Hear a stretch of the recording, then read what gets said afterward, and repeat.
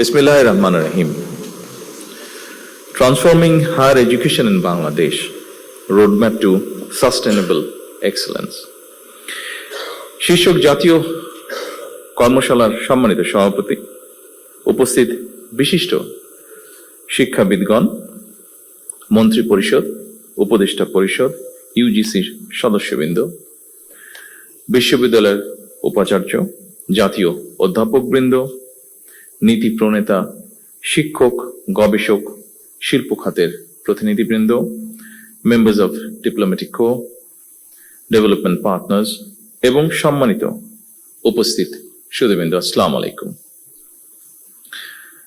বাংলাদেশে উচ্চ শিক্ষা রূপান্তর, টেকসই উৎকর্ষতার রোডম্যাপ, এই শিরোনামে বিশ্ববিদ্যালয় মঞ্জুরি কমিশন আজ দিনব্যাপী কর্মশালার আয়োজন করেছে। আমি ব্যক্তিগতভাবে বিশ্বাস করি এটি অত্যন্ত সময় উপযোগী একটি অনুষ্ঠান। আপনারা যারা এতক্ষণ আলোচনা করলেন, এইসব আলোচনায় শিক্ষা ও গবেষণায় আমাদের বিশ্ববিদ্যালয় বৈশ্বিক মান বজায় রাখতে পেরেছে কিনা এমন একটি প্রশ্ন হয়তো ফুটে উঠেছে, হয়তো ফুটে ওঠেনি। তবে আনফরচুনেটলি খুব সম্মত বাস্তবতা হচ্ছে, একবিংশ শতাব্দীতে শিক্ষা, গবেষণা এবং জ্ঞানের উৎকর্ষ অর্জনের ক্ষেত্রে বিশ্ব বিখ্যাত বিশ্ববিদ্যালয়ের র্যাঙ্কিং এ আমাদের বিশ্ববিদ্যালয়ের অবস্থান এখনো মনে হয় প্রত্যাশিত উচ্চতায় পৌঁছতে পারেনি। র্যাঙ্কিং এর ক্ষেত্রে সাধারণত গবেষণা, প্রকাশনা, পাবলিকেশন, সাইটেশন এবং উদ্ভাবন, এই বিষয়গুলোকে মনে হয় বেশি গুরুত্ব দেওয়া হয়। সেই ক্ষেত্রে আমাদের অবস্থান কোথায়, এই বিষয়গুলো নিয়ে আমাদের শিক্ষাবিদগণ নিশ্চয়ই আরো চিন্তা ভাবনা করবেন।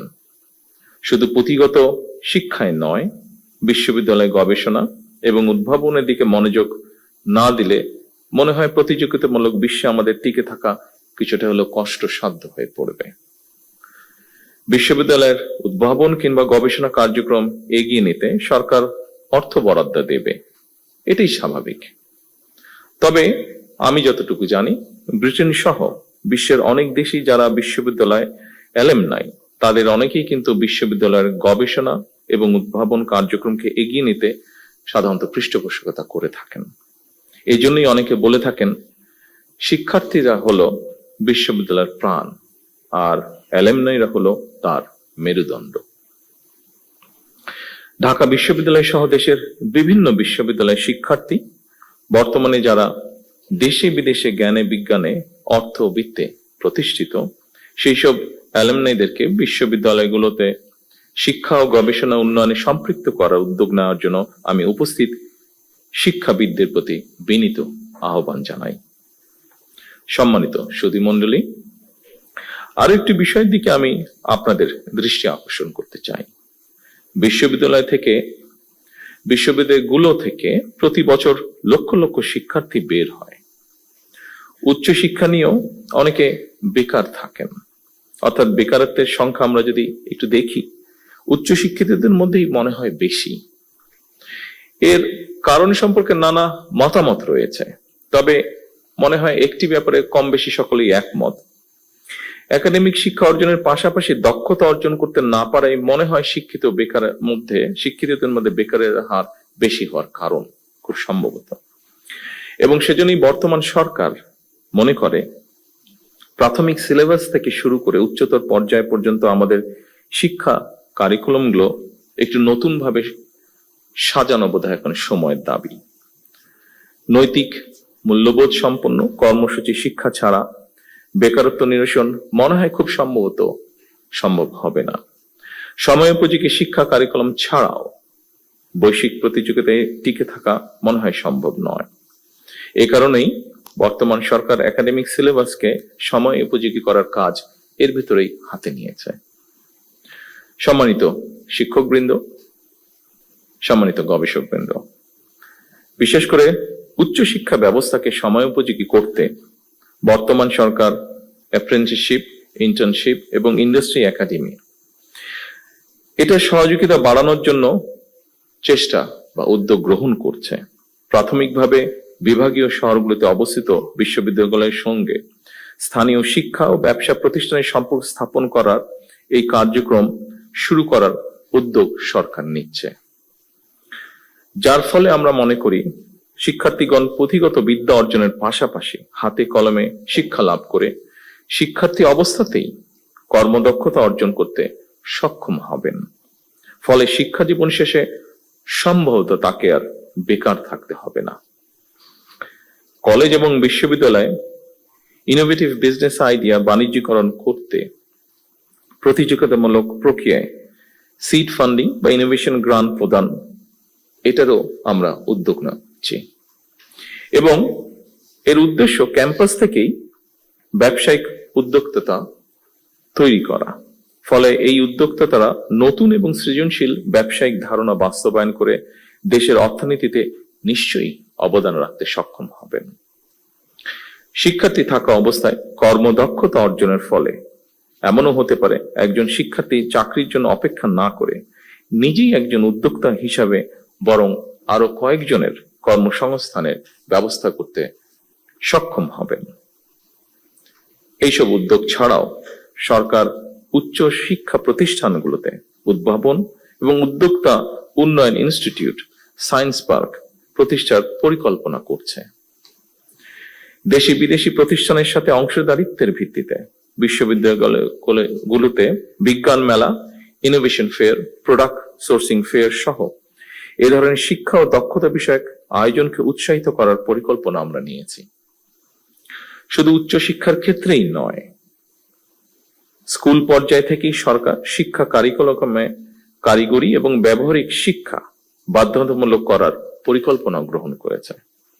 সম্মানিত সুধীমণ্ডলী, বিশ্ব এখন চতুর্থ শিল্প বিপ্লবে পা দিয়েছে। চতুর্থ শিল্প বিপ্লবের চলমান এই সময় এআই বা কৃত্রিম বুদ্ধিমত্তা, robotics, automation, genetic engineering, biotechnology, cyber security, quantum computing, big data, material science, nano technology, পঞ্চম প্রজন্মের ওয়্যারলেস প্রযুক্তি, এইসব উন্নততর প্রযুক্তি একদিকে আমাদের চিন্তার জগৎ নিয়ন্ত্রণ করছে, অপরদিকে শাসন করছে মানুষের কর্মক্ষেত্র বা কর্মসংস্থান। এর ফলে নিত্য নতুন প্রযুক্তির ব্যবহার একদিকে প্রথাগত চাকরির বাজারে বেকারত্ব হয়তো বাড়াচ্ছে, অন্যদিকেও আবার তৈরি করছে নিত্য নতুন ভিন্ন ধরনের কর্মসংস্থান। সম্মানিত সুধীমণ্ডলী, চতুর্থ শিল্প বিপ্লব বিশ্ববাসীর সামনে যে বার্তাটি স্পষ্ট করেছে খুব সম্ভবত সেটি হলো শিক্ষা কেবল স্কুল, কলেজ কিংবা বিশ্ববিদ্যালয় গণ্ডিতেই সীমাবদ্ধ নয়। বর্তমানে জ্ঞান চর্চা কেবল একটি নির্দিষ্ট বিষয়ে আবদ্ধ নয়, বরং আমরা দেখি ডাটা সায়েন্স সাথে বায়োলজি বা ইঞ্জিনিয়ারিং এর সাথে হয়তো সমাজ বিজ্ঞান এর একটা বন্ধন রয়েছে। এই সংযোগের ফলেই জ্ঞানের সীমানা প্রতিনিয়ত প্রসারিত এবং গতিশীল হচ্ছে এবং এই পরিবর্তনের গতি প্রকৃতির সঙ্গেই আমাদের নিবিড় সম্পর্ক থাকা অবশ্যই জরুরি বর্তমান অবস্থায়। সম্মানিত শিক্ষক, গবেষকবৃন্দ, সম্মানিত সকল উপস্থিতিবৃন্দ, আজকের এই কর্মশালার বিষয়ের সঙ্গে খুব সম্ভবত ব্রিটিশ লেখক টম ইয়ন, যিনি বিশেষ করে ডিজিটাল ওয়ার্ল্ডে বিজনেস স্ট্র্যাটেজিস্ট অ্যান্ড অ্যানালাইসিস হিসেবে স্বনামধন্য, তার একটি বিখ্যাত মন্তব্য খুব সম্ভবত প্রাসঙ্গিক বলে আমার কাছে মনে হয়েছে। তিনি বলেছেন, বিশ্বে বহুল ব্যবহৃত ট্যাক্সি কোম্পানি উবারের নিজের কোনো ট্যাক্সি নেই। বিশ্বে অপ্রতিদ্বন্দ্বী সোশ্যাল মিডিয়া ফেসবুক নিজে কোনো কন্টেন্ট তৈরি করে না। বিশ্বের বৃহত্তম অনলাইন বিজনেস প্ল্যাটফর্ম আলিবাবার কোনো স্টক বা মজুদ পণ্য নেই। বিশ্বের সবচেয়ে বড় আবাসন প্রোভাইডার এয়ারবিএনবির নিজেদের কোনো রিয়েল এস্টেট বা অ্যাসেটস নেই। অর্থাৎ ইনোভেটিভ আইডিয়া দিয়ে তারা যার যার ক্ষেত্রে বিশ্ব শাসন করছে। এই প্রতিষ্ঠানগুলোই মূলত একটি স্মার্ট ইন্টারফেস। তারা সেবা দিচ্ছে না, বরং যারা সেবা নিতে চায় এবং যারা সেবা দিতে চায় তাদের এক জায়গায় নিয়ে এসেছে। এটি প্রযুক্তি নির্ভর জ্ঞান। সম্মানিত সকল উপস্থিতিবৃন্দ, আমাদের সামর্থ্য সীমাহীন না হলেও সীমিত সম্পদের কার্যকর ব্যবহারের মাধ্যমে অবশ্যই আমাদের পক্ষে নতুন কিছু করা সম্ভব বলে আমি দৃঢ়ভাবে বিশ্বাস করি। আমাদেরও প্রচুর মেধাবী মানুষ রয়েছেন যারা সুযোগ বা সুবিধা পেলে বিশ্বমানের কিছু করা তাদের পক্ষে অসম্ভব নয়। মেধা পাচার রোধ করে, মেধার বিকাশ, মেধা লালন করে আমরা ভবিষ্যৎ চ্যালেঞ্জ মোকাবেলা করতে চাই একসাথে। ফ্যাসিবাদ স্বৈরাচারের বিরুদ্ধে আমাদের তারুণ্য বারবার রাজপথে নেমে এসেছে। স্বাধীনতা প্রিয় গণতান্ত্রিকামী জনগণ আবারও অধিকার আদায় মিছিলে সামিল হয়েছিল। এভাবে দীর্ঘ ১.৫ দশকের বেশি সময় হাজারো প্রাণের বিনিময়ে বাংলাদেশে একটি গণতান্ত্রিক রাষ্ট্র সরকার বর্তমানে প্রতিষ্ঠিত হয়েছে। জনগণের কাছে দায়বদ্ধ এই সরকার বর্তমান এবং ভবিষ্যৎ প্রজন্মের জন্য একটি নিরাপদ বাংলাদেশ বিনির্মাণের কাজ শুরু করতে চায়। বর্তমান গণতান্ত্রিক সরকার একটি জ্ঞান ও মেধাভিত্তিক রাষ্ট্র এবং সমাজ গড়ার কাজও শুরু করতে চায়। জ্ঞান ও মেধাভিত্তিক সমাজ গঠনের মূল ভিত্তি হলো এমন একটি পরিবেশ তৈরি করা যেখানে শিক্ষা, গবেষণা, মেধা, যোগ্যতা এবং সৃজনশীলতাই গুরুত্ব পাবে সর্বোচ্চ। সম্মানিত শিক্ষকবৃন্দ, গবেষকবৃন্দ, সম্মানিত সকল উপস্থিতিবৃন্দ, আমরা এমন একটি শিক্ষা ব্যবস্থা গড়ার কাজ শুরু করতে চাই যেখানে প্রতিটি শিক্ষার্থী নিজের সম্ভাবনাকে বিকশিত করার সুযোগ পাবে। আমরা সম্মিলিত প্রচেষ্টা এমন একটি শিক্ষা ব্যবস্থার কাজ শুরু করতে চাই যা আমাদের বর্তমান এবং ভবিষ্যৎ বাংলাদেশকেও করবে আলোকিত। সমৃদ্ধ ভবিষ্যতের সাথে প্রযুক্তিগত উৎকর্ষতার আমরা অবশ্যই আলমগীন করব।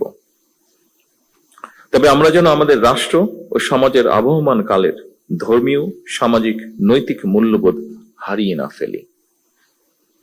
আমি এ ব্যাপারে শিক্ষক, বুদ্ধিজীবী, সাংবাদিক, পেশাজীবী তথা সকল শ্রেণী পেশার মানুষের প্রতি সতর্ক এবং সজাগ থাকার বিনীত আহ্বান জানিয়ে আমার বক্তব্য এখানেই শেষ করছি। আল্লাহ হাফেজ। বাংলাদেশ জিন্দাবাদ।